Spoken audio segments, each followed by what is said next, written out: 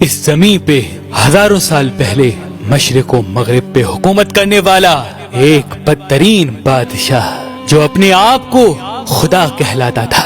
इसका नाम नमरूद बिन किनान बिन साम बिन नूह था। इसका पाया तख्त बाबुल था। ये पहला वो बादशाह था जिसने सबसे पहले ताज अपने सर पे पहना ताकि लोगों को मालूम हो कि उनका खुदा नमरूद है।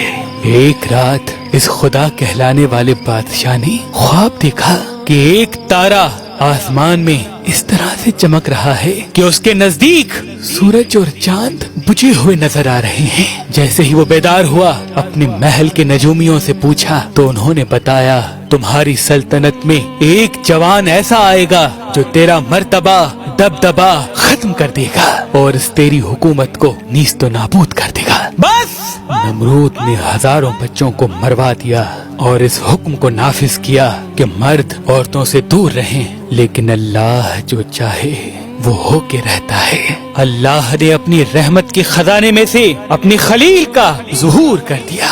तारीख ने लिखा कि हजरत इब्राहिम की वालदा जब हजरत इब्राहिम की आमद हुई, कई सालों तक अपने इलाके से बाहर रही और अपने बेटे इब्राहिम को गार में छुपा दिया। तकरीबन 7 साल आपकी वालदा मोहतरमा उस गार में छुप के आती, आपको दूध पिला के वापस बाबुल चली जाती। जब आप ज़माना बुलूगियत की तरफ बढ़ने लगे तो आपके चचा आसिर ने ये चाहा कि आप उनके साथ आके रहें और उनके काम में हाथ बटाएं। हजरत इब्राहिम अलैहिस्सलाम जब आके शहर रहने लगे, लोगों को देखा कि कोई सूरज की पूजा कर रहा है, कोई आग की पूजा कर रहा है, कोई बुतों की पूजा कर रहा है, कोई नमरूद को खुदा कह रहा है। आप फरमाने लगे, अल्लाह तो वो है जो हर चीज पे कुदरत रखता है। ये सूरज तुलू होके गायब हो जाता है, कैसे हो सकता है ये खुदा हो? ये आग पानी से बुझ जाती है, कैसे हो सकता है ये खुदा हो? ये नमरूद हमारी तरह सो जाता है, बीमार हो जाता है, कैसे हो सकता है ये खुदा हो?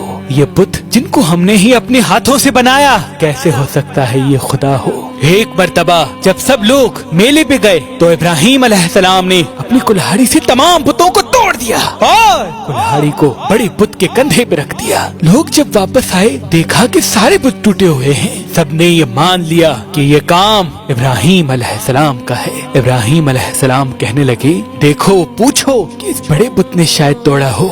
सब हैरत से पूछने लगे कि ये बुत कैसे तोड़ सकता है? तो आप फरमाने लगे, मैं भी तो यही कहना चाहता हूँ कि जब ये किसी बुत को तोड़ नहीं सकता तो ये हमारा खुदा कैसे हो सकता है? नमरूद ने ये हुक्म नाफिज करवाया कि एक ऐसी आग जलाई जाए जिसमें इब्राहिम को इस तरह से जलाया जाए कि लोग इबरत हासिल करें। 2 सालों तक लकड़ियों को जमा किया गया और एक बहुत ही बड़ी आग जलाई गई। फरिश्तों ने अल्लाह की दरबार में फरियाद को बुलंद किया कि ऐ अल्लाह, हमें हुक्म दे कि हम तेरी खलील को बचा सकें। अल्लाह ने फरमाया, जाओ देखो, अगर इब्राहिम तुमसे मदद तलब करे तो जरूर उसकी मदद करना।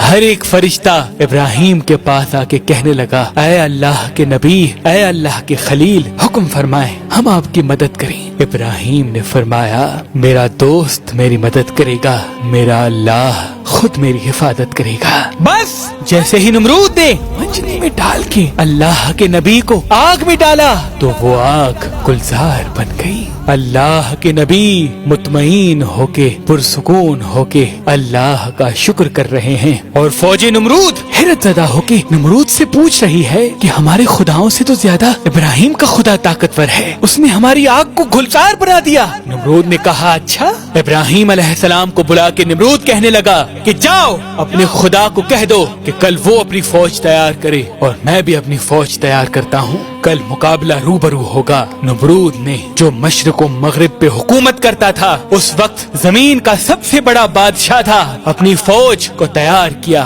और एक बड़ी इमारत पे खड़े होके कहने लगा, है कोई मुझसे ज्यादा ताकतवर तो आए और लड़े मुझसे। इतनी देर में अल्लाह ने मच्छरों को हुक्म दिया कि जाओ इस नमरूद की फौज को फिन्नार कर दो।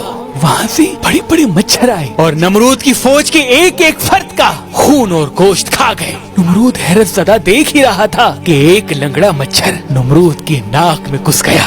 नमरूद अपने सर को दीवारों पे मारने लगा کہ مجھے کوئی بچائے، لیکن افسوس اللہ کا عذاب جب آتا ہے تو کوئی کسی کو بچا نہیں پاتا۔ وہ فوراً اپنے محل میں آیا، بے چین ہونے لگا، اپنی خادمین سے کہنے لگا کہ اپنی جوتیوں سے میرے سر کو مارو۔ جب جب نمرود کے سر پہ کوئی جوتا مارتا تھا نمرود کو سکون آتا تھا، کیونکہ وہ مچھر نمرود کی ناک سے ہوتے ہوئے نمرود کے دماغ تک آ پہنچا اور دھیرے دھیرے اس کے دماغ کو چاٹتا رہا۔ تاریخ نے لکھا وہ بدترین بادشاہ، وہ جو اپنے آپ کو خدا کہلا کر اللہ کے بندوں کو گمراہ کرتا تھا، اب وہی بندے اپنی جوتیوں سے اس کا سر پیٹتے تھے اور ایسے تڑپ تڑپ کے وہ فنار ہو گیا، اس کی سلطنت نیست و نابود ہو گئی۔ سلام ہو اللہ کے نبی ابراہیم خلیل اللہ پر، بے شک اللہ کے سوا کوئی خدا نہیں اور وہی ہے جو ہر چیز پہ قدرت رکھتا ہے،